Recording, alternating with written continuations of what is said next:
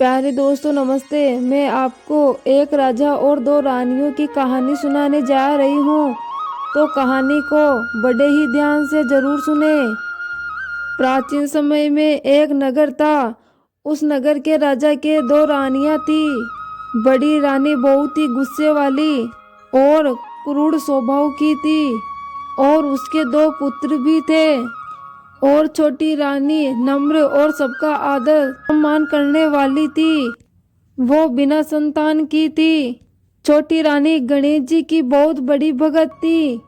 हर समय वो गणेश जी भगवान की भक्ति में ही लीन रहा करती थी।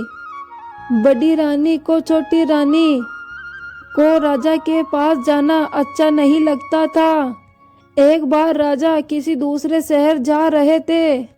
राजा ने बड़ी रानी से पूछा, आपको कुछ चाहिए? बड़ी रानी ने गहने, बच्चों के कपड़े, खिलौने और बड़ी सी सूची तैयार करके बता दी। छोटी रानी ने अपने लिए कुछ नहीं मंगवाया। जब ये बात मंत्री को पता चली तो उसने राजा से कहा, छोटी रानी तो अपने लिए कुछ भी नहीं मांगती, क्यों ना हम उनके लिए गणेश जी की सुंदर प्रतिमा ले आए। यह सुनकर राजा बहुत खुश हो गया और राजा शहर के लिए रवाना हुआ। वहां बड़ी रानी के द्वारा बताया गया सारा सामान ले लिया, पर छोटी रानी के लिए गणेश जी की प्रतिमा लाना भूल गए।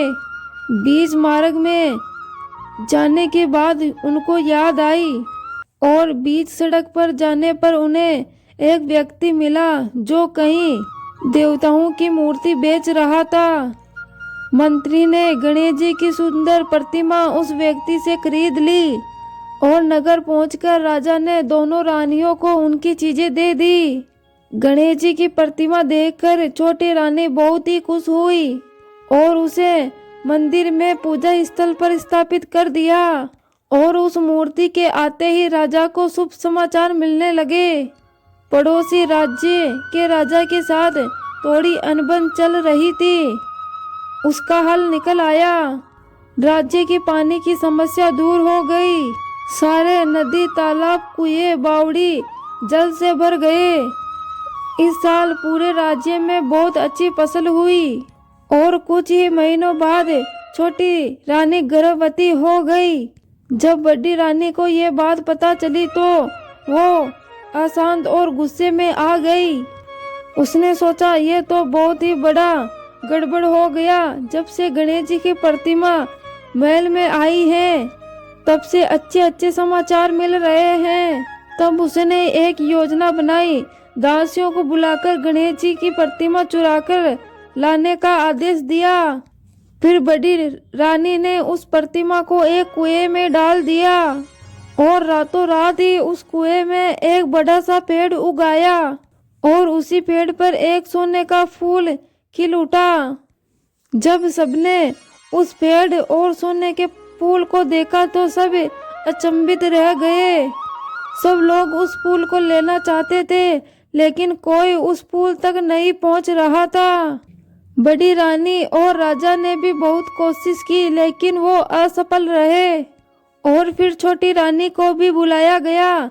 छोटी रानी आते ही अपना आंचल फैलाई तो सोने का फूल टूटकर उसके आंचल में आ गिरा और वो फिर से गणेश जी की प्रतिमा में बदल गया। राजा मूर्ति को देखकर बहुत हैरान हुआ और बोला, ये तो वही मूर्ति है जो मैंने छोटी रानी को दिया था। और ये मूर्ति कुएं में कैसी आई? छोटी रानी ने बोला, मैं कुछ नहीं जानती। तो उसी समय वो प्रतिमा साक्षात गणेश जी के रूप में बदल गई और गणेश जी ने बोला, जिसने भी इस मूर्ति को कुएं में फेंका है वो स्वयं ही बता दे, वरना मैं सारी पोल खोल दूंगा। बड़ी रानी शर्म के मारे कुछ नहीं बोल पाई। तब गणेश जी भगवान ने उस कुएं के अंदर सभी को वो दृश्य दिखा दिया, कैसे बड़ी रानी ने मूर्ति चोरी करवाकर कुएं में फेंक दिया था। राजा को पता चलते ही उसे बड़ी रानी को दंड दिया और उसे नगर के बाहर पुराने किले पर रहने का आदेश दिया। और गणेश जी फिर प्रतिमा में बदल गए। राजा और छोटी रानी ने गणेश जी की प्रतिमा वापस महल में ले आए और गणेश जी भगवान का बहुत बड़ा मंदिर बनवाया। और फिर 9 महीने बाद छोटी रानी को पुत्र रत्न की प्राप्ति हुई। इसके बाद सारा नगर हर व्रत में गणेश जी भगवान की कहानी सुनने लगा। जय हो गणेश जी भगवान की।